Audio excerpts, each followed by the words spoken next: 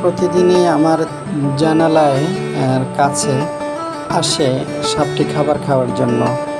তো আমাদের উচ্ছিষ্ট যেসব মাংসের টুকরা, মুরগির উচ্ছিষ্ট অংশ আমরা যেগুলো জানালার বাহির দিয়ে ফেলে দিই, ওগুলো সে প্রায় প্রতিদিনই খেতে আসে এবং আমরা জানালা দিয়ে এই সুন্দর দৃশ্যটি উপভোগ করি।